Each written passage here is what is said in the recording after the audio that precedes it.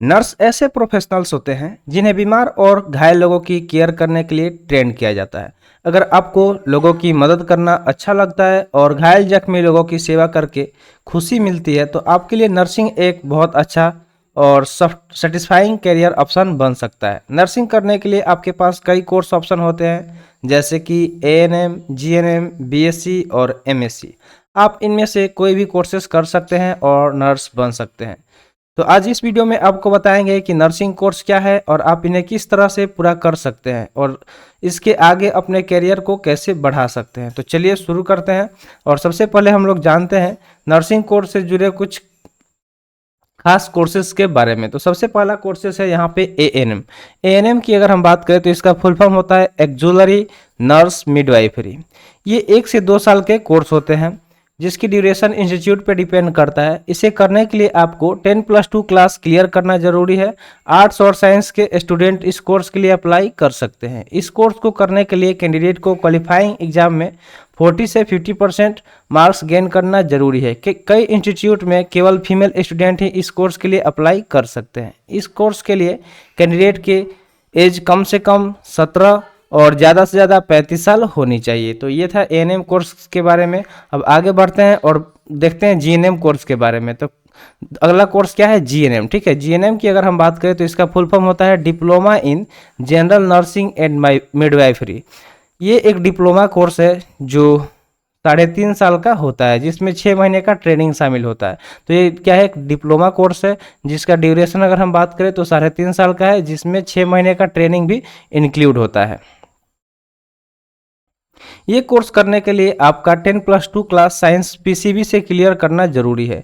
यानी कि अगर इस कोर्स को अगर आप करना चाहते हैं तो आपको पीसीबी यानी कि फिजिक्स, केमिस्ट्री और बायो होना चाहिए क्लास 12th में। और मिनिमम अगर मार्क्स की बात करें तो 45% मिनिमम मार्क्स जरूरी है। आपकी एज कम से कम 17 साल और ज़्यादा से ज़्यादा 30, यहाँ पे इसको 30 कर लीजिए, 30 साल होने की कंडीशन में ही आप इस कोर्स को कर सकते हैं। अलग अलग इंस्टीट्यूट में जीएनएम कोर्स में एडमिशन के प्रोसेस में थोड़ा सा डिफरेंस हो सकता है। तो ये डिपेंड करता है उस इंस्टीट्यूट पे कि वो किस तरह से एडमिशन लेता है। ठीक है, तो चलिए अब बीएससी नर्सिंग कोर्स के बारे में डिटेल में जानते हैं। तो बीएससी नर्सिंग कोर्स की बात करें तो बीएससी नर्सिंग एक 4 साल का प्रोफेशनल कोर्स होता है। ठीक है, इसका ड्यूरेशन कितना होता है तो 4 ईयर का होता है जिसमें एडमिशन लेने के लिए आपको 10+2 क्लास फिजिक्स, केमिस्ट्री और बायोलॉजी से कंप्लीट करना जरूरी है। ठीक है, तो 10+2 में आपके पास क्या होना चाहिए, फिजिक्स, केमिस्ट्री, बायोलॉजी होना चाहिए, तब आप जाके बीएससी नर्सिंग के लिए एलिजिबल हो सकते हैं। इस कोर्स में एडमिशन के लिए बहुत से एंट्रेंस एग्जाम होते हैं जैसे कि एंट्रेंस एग्जाम यहाँ पे दिया गया है, जिपमर हो गया, इंटीग्रल यूनिवर्सिटी एंट्रेंस टेस्ट हो गया, इग्नू ओपन नेट हो गया, आलिया यूनिवर्सिटी एडमिशन टेस्ट हो गया।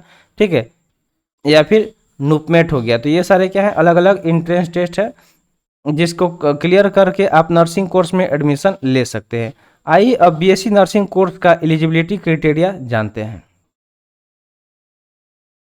तो बीएससी नर्सिंग कोर्स में आपको 2 ऑप्शन मिलते हैं। पहला ऑप्शन है बीएससी बेसिक हो गया और दूसरा है बीएससी पोस्ट बेसिक हो गया। ठीक है, बीएससी बेसिक और बीएससी पोस्ट बेसिक, इन दोनों ऑप्शन का एलिजिबिलिटी क्राइटेरिया अलग अलग होता है जो कुछ इस तरह से है। बीएससी अगर बेसिक की बात करें तो इस कोर्स में एडमिशन के लिए कैंडिडेट के तौर पे आपका 10+2 एग्जाम फिजिक्स, केमिस्ट्री और बायोलॉजी से क्लियर होना चाहिए। इसके साथ साथ आपका मेडिकली फिट होना जरूरी है। ठीक है, तो 10+2 आपका फिजिक्स, केमिस्ट्री, बायोलॉजी के साथ होना चाहिए और आपको मेडिकली फिट भी होना जरूरी है। ठीक है, आगे दिया गया बीएससी पोस्ट बेसिक। तो अगर इसकी एलिजिबिलिटी की बात करें तो इसमें आपको 10+2 फिजिक्स, केमिस्ट्री, बायोलॉजी के साथ होना चाहिए। ठीक है, और उसके बाद आप जीएनएम कर सकते हैं या फिर एनआरएम, जिसका फुल फॉर्म होता है रजिस्टर्ड नर्स रजिस्टर्ड मिडवाइफरी। तो ये आपके पास होना चाहिए, तब ही जाके आप बीएससी पोस्ट बेसिक के लिए एलिजिबल हो सकते हैं। आगे चलिए, इसके साथ आप कैंडिडेट को इंडियन नर्सिंग काउंसिल में से ट्रेनिंग का प्रूफ भी सबमिट करना जरूरी होता है, जो इनमें से कोई भी हो सकता है। ठीक है, तो इसके साथ साथ क्या करना है कि जो भी कैंडिडेट है उसको इंडियन नर्सिंग काउंसिल से ट्रेनिंग का एक प्रूफ भी सबमिट करना जरूरी होता है, जो इनमें से कोई भी हो सकता है। तो यहाँ पे अलग अलग दिया गया है, जैसे कि लेप्रोसी नर्सिंग हो गया, कैंसर नर्सिंग हो गया, टीबी नर्सिंग हो गया, न्यूरोलॉजिकल एंड न्यूरोसर्जिकल हो गया, नर्सिंग हो गया, ओटी यानी कि ऑपरेशन थिएटर टेक्निक्स हो जाएगा, ऑप्थेल्मिक नर्सिंग हो जाएगा, या फिर कम्युनिटी हेल्थ नर्सिंग हो जाएगा। तो ये सारे क्या है, कुछ ट्रेनिंग का प्रूफ है जिसे सबमिट करना होता है।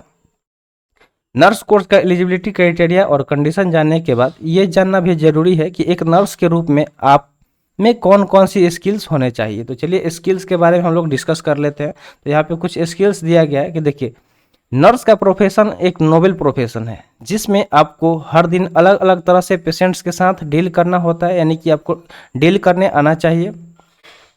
ऐसे में सबसे पहले आप में पेशेंस होना बहुत जरूरी है। ठीक है, इस ऐसे में आपके पास क्या होना जरूरी है, पेशेंस होना जरूरी है।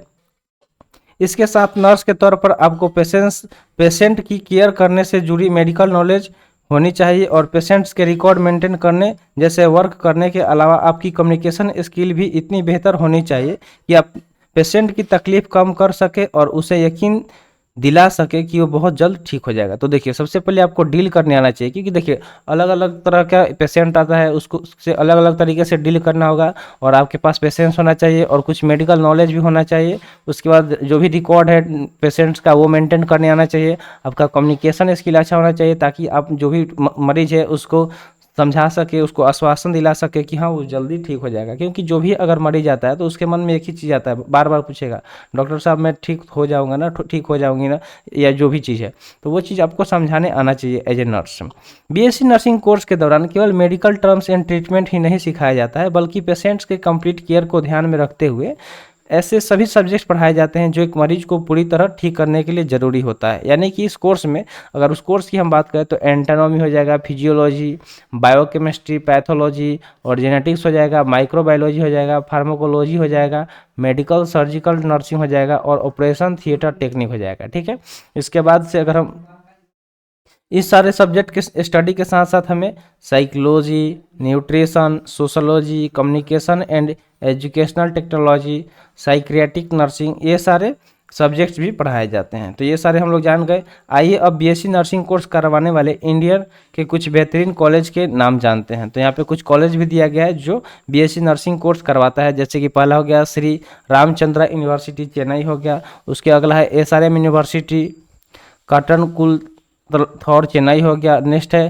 क्रिश्चियन मेडिकल कॉलेज वेल्लोर हो गया, केएल यूनिवर्सिटी बेलगांव हो गया, अन्नामला यूनिवर्सिटी चिदम्बरम हो गया, सिम्बोसिस इंटरनेशनल यूनिवर्सिटी पुणे हो गया, बनारस हिंदू यूनिवर्सिटी बनारसी हो गया, शारदा यूनिवर्सिटी ग्रेटर नोएडा हो गया, और गवर्नमेंट मेडिकल कॉलेज नागपुर हो गया। तो ये सारे कुछ बेस्ट कॉलेज हैं इंडिया के जो कि बीएससी नर्सिंग का कोर्स करवाते हैं। ठीक है, तो चलिए अब आपको बीएससी नर्सिंग से जुड़े करियर ऑप्शन के बारे में बताते हैं। अब कोर्स कर लिए, ठीक, मतलब कोर्स भी देख लिए, अब करियर ऑप्शन की अगर आप कोर्स कर लेते हैं बेस्ट कॉलेज से, तो उसके बाद से आपका करियर ऑप्शन क्या होगा। तो बीएससी नर्सिंग करने के बाद आपके पास बहुत से करियर ऑप्शन खुल जाएंगे, और आप हॉस्पिटल और नर्सिंग होम्स के अलावा defence services, industrial houses, railways और फैक्ट्री जैसे मेजर इंडस्ट्रीज में अप्लाई कर सकते हैं, और इसमें से कोई भी ऑप्शन चूज कर सकते हैं। तो यहाँ पे ऑप्शन दिया गया है, जैसे कि नर्स हो गया, नर्सिंग असिस्टेंट हो गया, जूनियर साइक्रेटिक नर्स हो गया, ward nurse and infection control nurse हो गया, होम केयर नर्स हो गया, नर्सिंग असिस्टेंट सुपरवाइजर हो गया,